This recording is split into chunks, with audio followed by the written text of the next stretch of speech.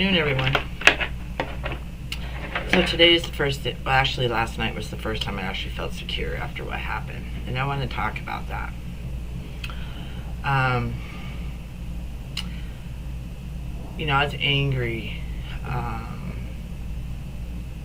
about how 911 handled it, the situation, and that this person violated my space, and the other one who was papping on the windows in the back. It's like, it can be very nerve-wracking not knowing what's out there when it's pitch black. I mean, we have lights, but we didn't have enough. And we didn't have cameras, and we didn't have what we needed. But it's all loaded up now. And last night was the first night I've actually slept. I turned off all the lights. And I have lights where you come within 200 feet. Boom, they're going to pop on. It lights up like a Christmas tree around here. But I want to talk about between that incident and now, or yesterday. So there was a lot of things I couldn't do work. It just made me like scared. And I was talking to God 24/7 and asking for help and support. I asked all the angels to come that were available so we could sleep, to protect my house and my family. But I would have to be lying if I said there wasn't feelings attached. And I openly spoke to my daughter. I don't feel safe, and she didn't feel safe either. But she just kind of like rolled it off. I don't know how she can do that, but for me, it was consistently like really pressing. But my daughter still has a life. She still wants to go out and do things, and I was like, absolutely not. Not till we get this taken care of. But she went anyway. She didn't harbor to my freaking out, and it was scary. I was sick to my stomach, and I would just listen to stuff 24/7. I wasn't even doing housework, excuse my room, and I just started painting again last week, here and there, but not too much because, I'm waiting to hear something walking around in the backyard. Well, the other night, I heard, I was sleeping, and I heard, I want in, I'm going to get in anyway. And I woke up and I could hear somebody walking around in the back. I was up. So I go to the front door, and we have this armor light gate on the door. And I'm smoking, and the son of a bitch pees on the other side of the gate in my neighbor's yard. And I'm like, God, this guy's got balls. It's 3:30 in the morning. Like, what are you doing?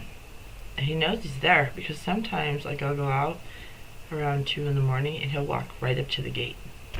So he must be living there. Either living there or he's living on their space when he shouldn't be. But they keep everything so... Their whole house is dark, everything 24/7. And I feel bad for them. Why would you live in prison in your own home? I refuse to do that. I open up my blinds every day. I didn't care. I'm not living like that. I lived like that years ago. No, I won't do it. And I was going through all these different emotions, back and forth. But I did not waver on my faith. And the thing that keeps coming back to my mind is why bad things happen to good people. I told my daughter, it's not worth to be killed over is a house. And why would somebody want to do that? Like, it's creepy. People are creepy.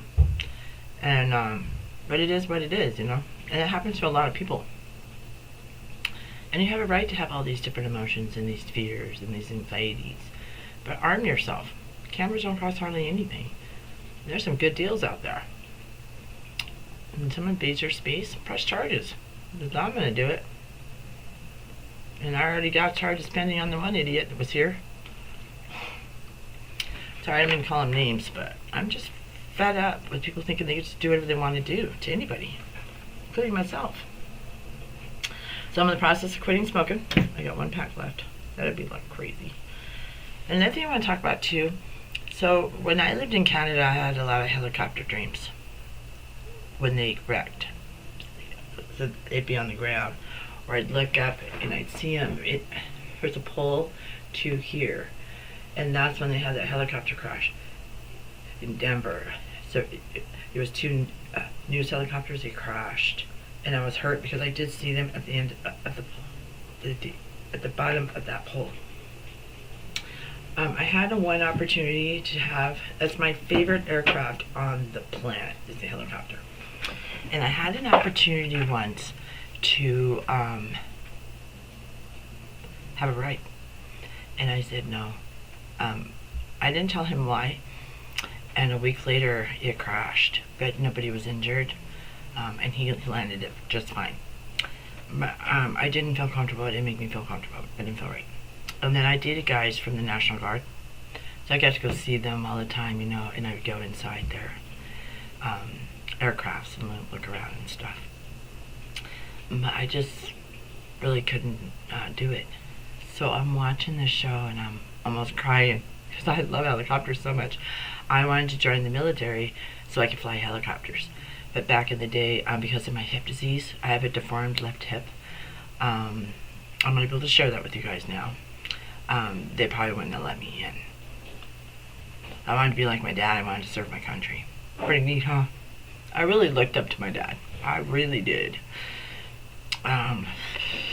He was my hero, But I wanted to fly him.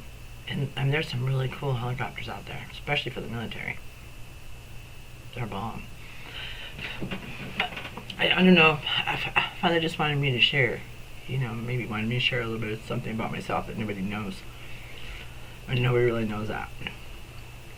Only those. And I've dated a lot of pilots who fly regular planes, charter planes, and things like that. I still have my iffies about flying in an airplane, but I do it if I have to, absolutely. But I don't like flying. But I do like helicopters. They go up and they come down. Plain simple.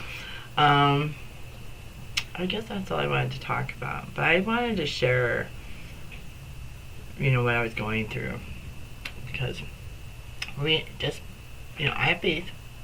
We still have fear too. And we still, I don't question my faith, but I always ask God certain questions. For example, he did let me know. He woke me up. And he showed me too. So I had a dream, right before that one. It was about 4 days ago, I believe. And it was an all-glass shower. And it was a really nice shower type thing. And then the toilet was in front of it a little bit. And I was going to step in the shower in the dark. There was just a little bit of shade. And I put my foot down and I looked up really quick because I saw something. It was a cockroach. And when I flipped on the light, they were all running, scattering, trying to get away and all kinds of stuff. And I still haven't got the meaning of it, but I have an idea what it means. But remember that cockroaches are adaptable. They can live anywhere. And I think I just figured it out what he's talking about. So just keep that in mind. And that might be for someone. They may have a really nice walk-in shower. So the cockroaches do come in through the drains. We were taught when we first came here, hot boiling water at night before you go to bed. You pour them down and you put something over the top of the drains, and it kills all the eggs in the drain system.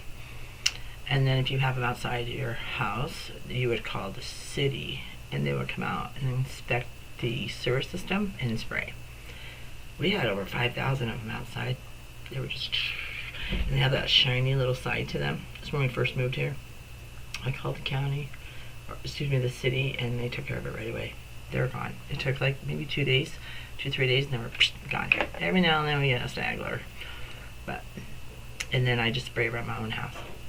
I take care of my own stuff, and it's kind of nice because living here has given me so much experience on how much work it takes to take care of your own home.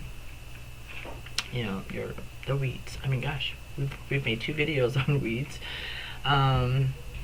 We made 2 videos on weeds, and then I rake once a week. I'll pick up dog poop every other day. And we have a lot of cat poop too. I'm working on spraying something back there for that. Those are wild cats. Yeah, a lot of them. And they're, they hang out with me. They know I'm out there a lot, and they get pretty close. But I have this one. It's almost like I see what he's thinking. He's thinking about coming up and rubbing my leg, and I tell him all the time, no. But I mean, he's taken care of. He was wounded. I had to take him in. And also, Animal Control has a program for stray cats. And if they get injured, you just go pick up a thing and you trap them. You take them down. They take care of everything. They make sure they have all their shots, their rabies. Make sure there's no diseases in their hair. So this cat had a small reaction to mosquitoes. And it had an infection in its nose because they kept coming closer and closer. I knew he was injured, but he just wouldn't leave my side. He was with me constantly.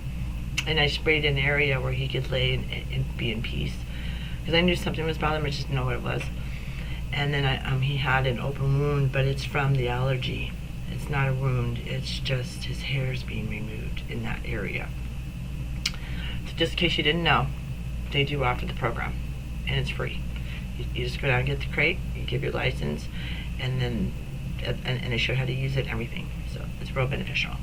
If you have a pet that's going to pass or maybe suffering, you can pray Psalms 91 over him or her or them, however you identify your pet, and it doesn't matter what kind of pet.